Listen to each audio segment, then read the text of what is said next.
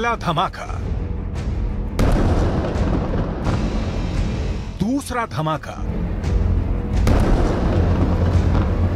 तीसरा धमाका। एक ही सर्जिकल स्ट्राइक में हिजबुल्लाह ने फोड़ डाली इजरायल की 3 आंख।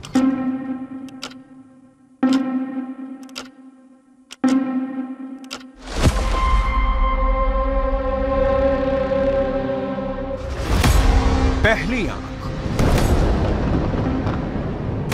दूसरी आंख, तीसरी आंख। हिजबुल्लाह ने मिसाइल अटैक करके इजरायल की 3 आंखों को फोड़ दिया। ये मेरान एयर सर्विलेंस बेस है और यहां इजरायल के रेडार और कम्युनिकेशन सिस्टम थे, जिससे वो लेबनान में हिजबुल्लाह पर नजर गड़ाए रहता था।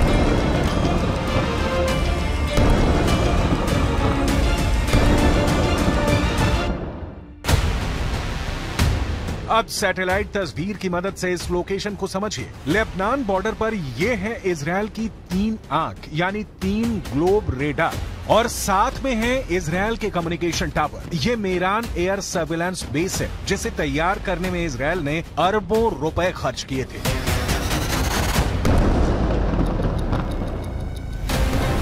यही वजह है कि लेबनान के हिजबुल्लाह ने इसे अपना सॉफ्ट टारगेट बनाया। बेरूत में हमास के डिप्टी चीफ सालेह अल अरूरी की मौत के बाद यह हिजबुल्लाह का इजरायल पर सबसे बड़ा हमला है।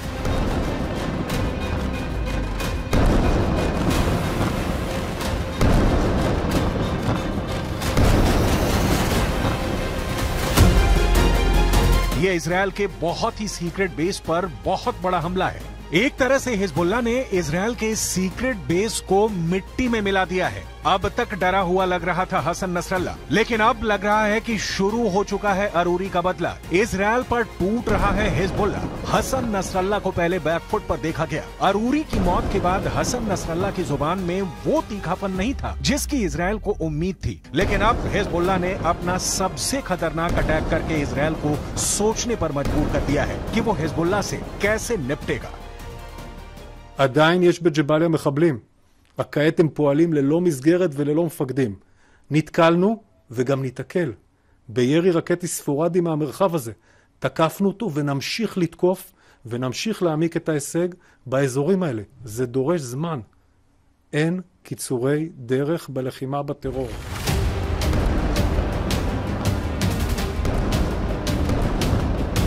इस वक्त लेबनान और इजरायल के मौत वाले बॉर्डर पर हिजबुल्लाह का पूरा कंट्रोल है। हिजबुल्लाह अब ऐसी मिसाइल फायर कर रहा है जिसके आगे इजरायल के टैंक अपनी तोप रगड़ते हुए नजर आ रहे हैं। हिजबुल्लाह ने निकाली हैं 3 बहुत ही खतरनाक एंटी टैंक मिसाइल और मल्टी बैरल रॉकेट लॉन्चर। ये मिसाइल ईरान से सप्लाई की जाती रही हैं और ऐसी मिसाइलों का हिजबुल्लाह के पास बहुत बड़ा जखीरा है। हिजबुल्लाह 3 तरह की एंटी टैंक गाइडेड मिसाइल इस्तेमाल कर रहा है। ये है कॉर्न, इसकी रेंज 5 किलोमीटर तक है। ये रूस की मिसाइल है, लेकिन अब ईरान इसका देसी वर्जन देहलाविया तैयार कर चुका है और ऐसी बहुत सी मिसाइल अब हिजबुल्लाह के पास है। दूसरी है BGM-71 TOW tow anti tank guided missile. Range है 3.5 किलोमीटर।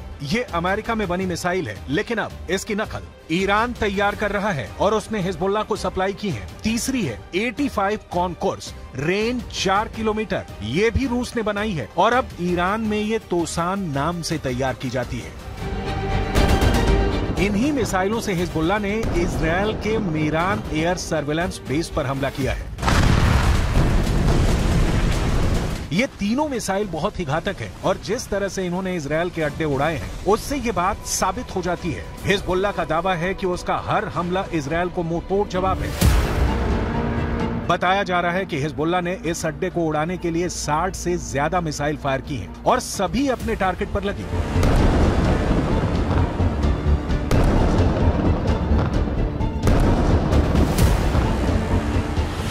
ये मेरान एयर सर्विलेंस बेस के अंदर की तस्वीरें हैं, जिन्हें बहुत ही सीक्रेट माना जाता है। ये बेस 1967 में बनाया गया था ताकि लेबनान बॉर्डर पर नजर रखी जा सके। इसका कंट्रोल इजरायल की एयरफोर्स के पास है। इस बेस से हवाई टारगेट को भी ट्रैक किया जाता रहा है और रॉकेट और तोप के गोलों को भी ट्रैक किया जाता है ताकि लेबनान बॉर्डर से लगे उत्तरी इजरायल के इलाकों को सुरक्षित रखा जा सके। दक्षिण लेबनान और उत्तरी इजराइल के बीच जो बॉर्डर है वहाँ तनाव बहुत ज्यादा है। कब कहाँ बम फटेगा, कहाँ धमाका होगा, ये या तो हिजबुल्लाह जानता है या फिर इजराइल की सेना। वैसे यहाँ के लोगों को भी पता है कि बहुत जल्दी युद्ध का एपिसेंटर गाजा से निकलकर लेबनान तक पहुँच सकता है। यहाँ तैनात संयुक्त राष्ट्र की सेनाएं भी अलर्ट मोड पर हैं। लगातार पेट्रोलिंग हो रही है। हमास के डिप्टी चीफ सालेह अल अरूरी की मौत के बाद हिजबुल्लाह के सामने बस दो ही विकल्प है, या तो उसे मरना होगा या उसे मारना होगा। यही वजह है कि हिजबुल्लाह ने इजराइल के अड्डों को टारगेट करना तेज कर दिया है। इस वक्त पश्चिम एशिया में युद्ध की जो आग लगी हुई है, गाजा पर बमबारी के बीच हमास और इजराइल के बीच जिस तरह की टक्कर हो रही है, उसमें अब नया खतरा इजराइल और लेबनान बॉर्डर का भी है। यहाँ भड़के शोले अब युद्ध की इस आग को 10 गुना भड़का सकते हैं और अब दुनिया में सिर्फ 4 लोग इसे कंट्रोल कर सकते हैं। पहले हैं इजराइल के प्रधानमंत्री बेंजामिन नेतन्याहू, दूसरे हैं ईरान के राष्ट्रपति इब्राहिम रईसी, तीसरे हैं अमेरिका के राष्ट्रपति जो बाइडेन और चौथे हैं यूरोप से लेकर अमेरिका तक सबको हिला देने वाले रूस के राष्ट्रपति व्लादिमीर पुतिन। इस वक्त सबसे ज्यादा एक्टिव ईरान है, खासकर किरमान में आतंकी धमाकों के बाद ईरान ने हिजबुल्लाह और यमन के हूथी विद्रोहियों को चौकन्ना रहने के लिए कहा है। ईरान ने इन दोनों मिलिशिया तक पहले ही इतने हथियार पहुंचा दिए हैं कि अगर इजराइल ने गाजा पर बमबारी नहीं रोकी तो हिजबुल्लाह और हूथी दोनों इजराइल पर बम बनकर फट सकते हैं। ये बात नेतन्याहू भी जानते हैं। הנחתה את צה"ל לצאת למלחמה כדי לחסל את החמאס, להשיב את חטופינו ולהבטיח שעזה לא תהיה עוד איום על ישראל. אסור לעצור את המלחמה עד שנשיג את כל היעדים הללו.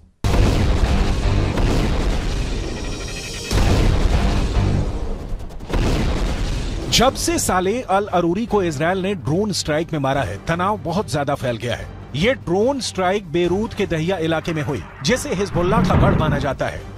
दहिया में जब सालेह अल अरूरी को जब हमास के ऑफिस के करीब देखा गया, तब इजराइल का ड्रोन मौत बनकर टूट पड़ा। इस हमले में सालेह अल अरूरी के अलावा 5 और लोग मारे गए जो हमास के ही अधिकारी थे।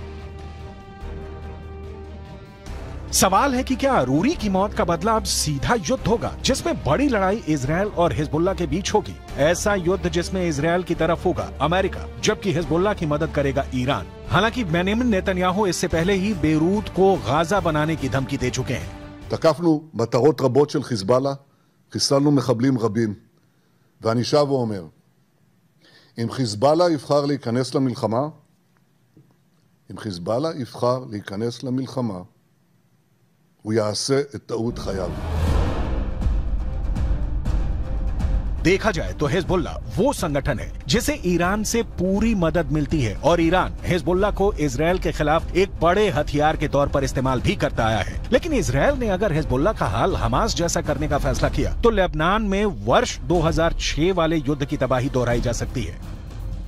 2006 में हिजबुल्लाह और इजराइल के बीच 34 दिन तक युद्ध चला था। तब इजराइल के 121 सैनिकों को मिलाकर 160 लोग मारे गए थे, जबकि हिजबुल्लाह के 250 लड़ाकों समेत लेबनान के 1200 लोगों की मौत हुई थी। हम अपनी वीडियो लाइब्रेरी से 17 वर्ष पहले लड़े गए इस युद्ध की तस्वीरें निकाल कर लाए हैं ताकि इस बात का अंदाजा लगाया जा सके। लेबनान का वही हाल कर सकता है जो इस बार गाजा का कर रहा है।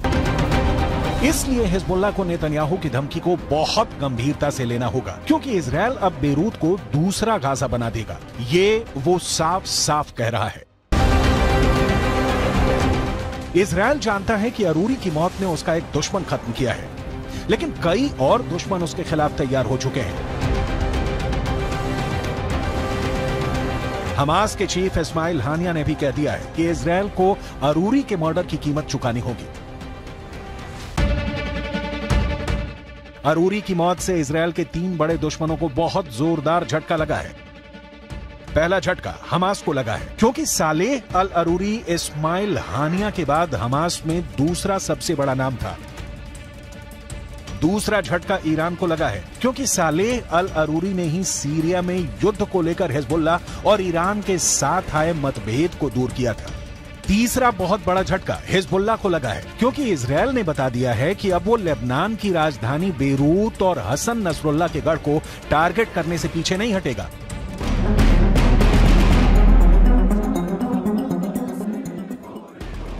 इस वक्त गाजा के बाद वेस्ट बैंक में भी युद्ध के हालात बनते नजर आ रहे हैं। सालेह अल अरूरी की मौत के बाद वेस्ट बैंक में प्रदर्शन शुरू हो गए हैं। सड़कों पर हजारों लोग इजरायल के खिलाफ उतर आए हैं। हालात ऐसे हैं कि इजरायल को अब अपनी ड्रोन फोर्स को वेस्ट बैंक के ऊपर एक्टिव करना पड़ा है। देखा जाए तो वेस्ट बैंक इजरायल के खिलाफ 5वां मोर्चा है।